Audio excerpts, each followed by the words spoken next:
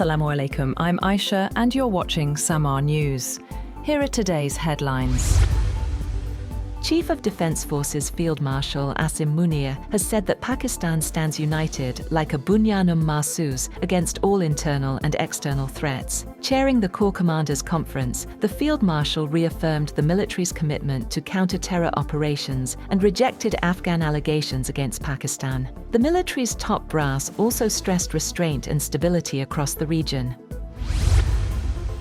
President Donald Trump has said that Iran should just wave the white flag of surrender, claiming Tehran's military has been reduced to firing pea shooters. Speaking in the Oval Office, Trump said Iran privately wants a deal with Washington. He also praised the US blockade as strong enough that nobody's going to challenge it. Trump also praised Chinese President Xi Jinping ahead of high-stakes talks in Beijing next week, expected to focus heavily on Iran and the Strait of Hormuz crisis. Trump called Xi a tremendous guy and said the two leaders get along well as Washington pushes China to help ease regional tensions.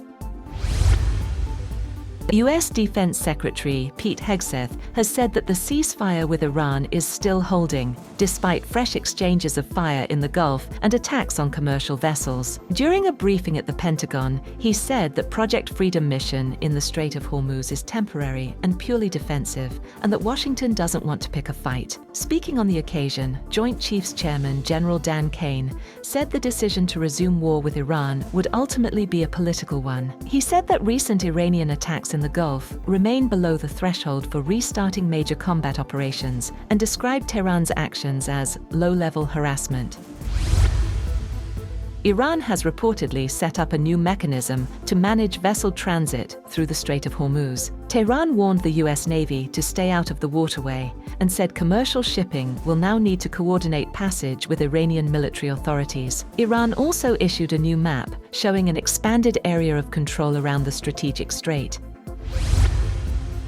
The United Arab Emirates has restricted its airspace following Iranian missile and drone activity in the region. Authorities say flights are now limited to approved routes, with emergency security protocols activated after air defenses intercepted incoming threats. Several flights were diverted or delayed as officials moved to secure the country's airspace amid rising tensions. Prime Minister Shehbaz Sharif has expressed strong support for the United Arab Emirates following reported missile and drone attacks. Sharif condemned the strikes on civilian infrastructure and reaffirmed Pakistan's solidarity with the UAE leadership and its people. He also stressed the importance of upholding the ceasefire to create space for dialogue and long-term regional stability. Iranian Foreign Minister Abbas Araghchi has said that progress is being made in negotiations with the United States, crediting Pakistan's efforts in facilitating dialogue. Araghchi has said recent developments in the Strait of Hormuz underscored that there is no military solution to the ongoing political crisis. Araghchi has cautioned Washington against being drawn into a prolonged conflict at the behest of others, urging the United Arab Emirates to remain cautious amid regional tensions. The Saudi Arabia's Ministry of Foreign Affairs has expressed deep concern over rising regional tensions, urging all parties to de-escalate, avoid confrontation, and exercise restraint. In a statement, the ministry has said it fully supports Pakistan's mediation and diplomatic efforts to reach a political solution, warning that the current situation threatens regional stability and broader global security.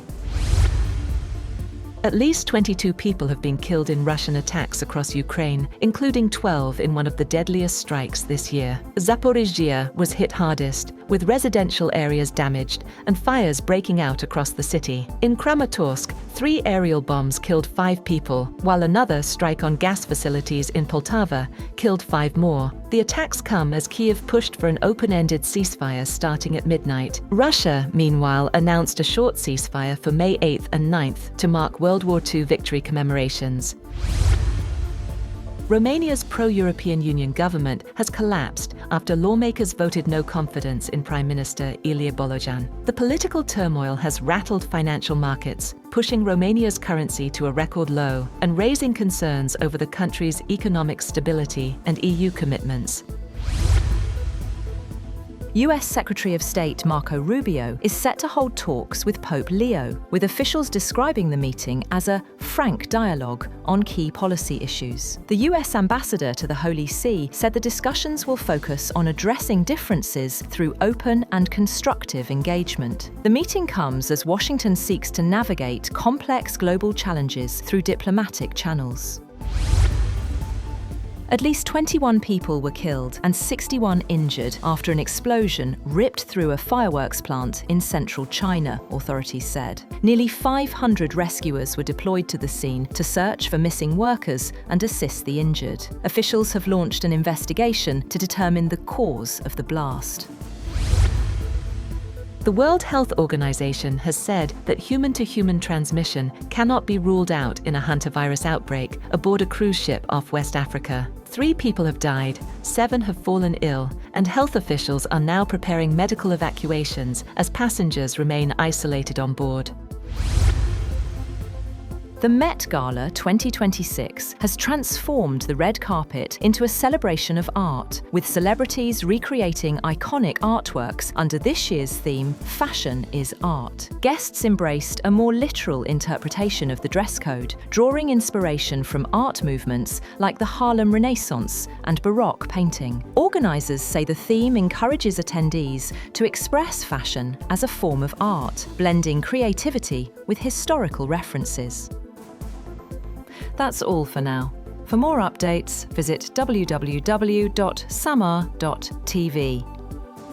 Thank you for watching Samaa News.